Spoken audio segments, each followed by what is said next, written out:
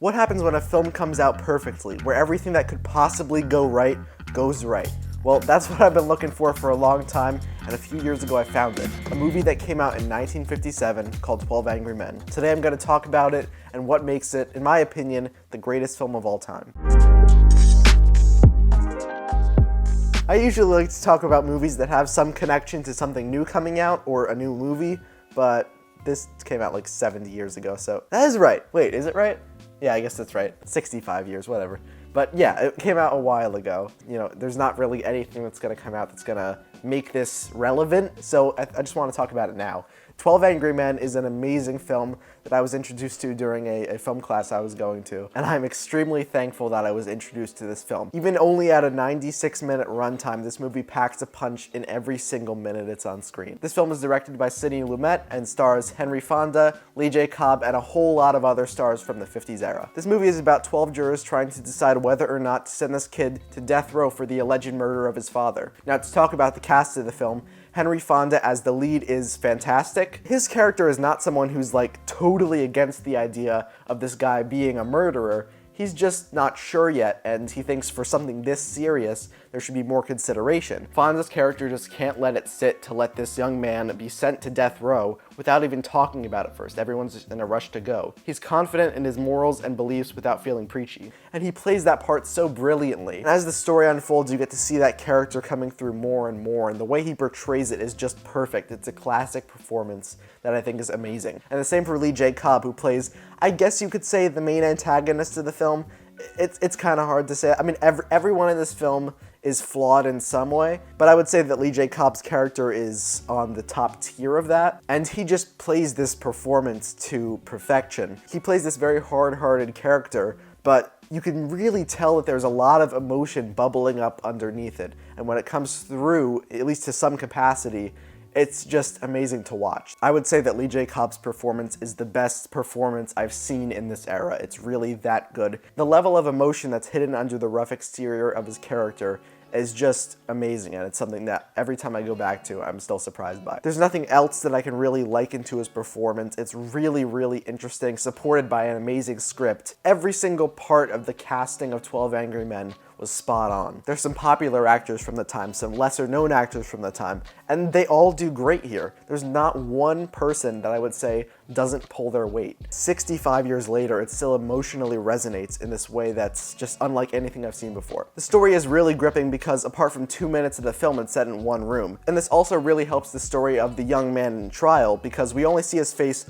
once at the start of the story, and you know, that's a memorable shot that lasts throughout the entire film. Now I'd like to talk about the writing in 12 Angry Men. The writing of this film is brilliant, not just because the dialogue is amazing, but because they're constantly setting up seeds that are planted for later parts of the film. It's just overall an amazing script. There are deeply impactful lines in the story that even reflect on what's happening. Like for instance, when this one guy talks to Fonda about him potentially convincing everybody to let a guilty man who potentially killed his father, and he just convinced everyone out of convicting him. There are really interesting lines like that happen throughout the story. Every character is written where they have a problem on some level. Some of them are bigger than others, but they all have depth even if they're just featured for a little bit. A few of these problems are even directly confronted within the jury room.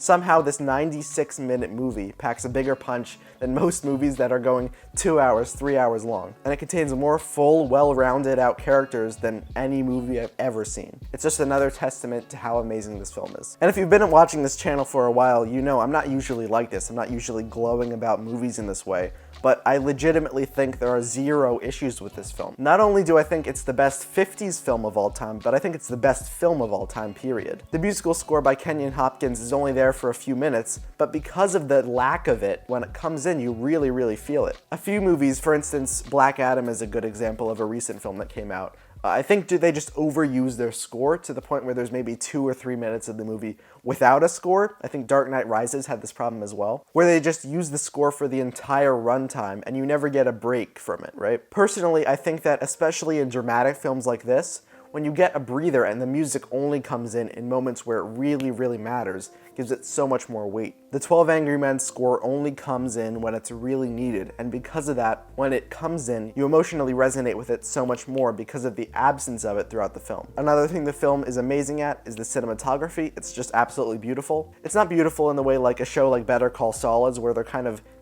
almost making a frame a painting, but everything is just framed so well, and it perfectly captures the emotion of the moment, that mixed with the lighting being really amazing as well. This is also helped by Sidney Lumet making the choice to constantly be making changes in the room. You never go more than 10 or 15 minutes without something happening, like it's starting to rain outside, the room getting too hot, and the fan being broken so everyone starts to sweat. The room is a character in the movie too, and it really affects the way that all the characters within it are acting. As I said earlier in my review, I really believe that this is the best film that's ever been made, certainly the best that I've ever seen, and one of only 3 movies that I would award a perfect score to. If you haven't gotten around to watching it, it's an experience that you need to have. So yeah, I'm gonna give this movie a 10 out of 10. Thanks so much for watching, and I really want to thank you for all the support that came out on my last Avatar video. I really appreciate it. I love making these reviews, and I would love to help them reach a larger audience as well, so if you enjoyed, make sure to subscribe and also share the content to anyone who think you might enjoy it. Thanks so much, and I'll see you later. Watch 12 Angry Men.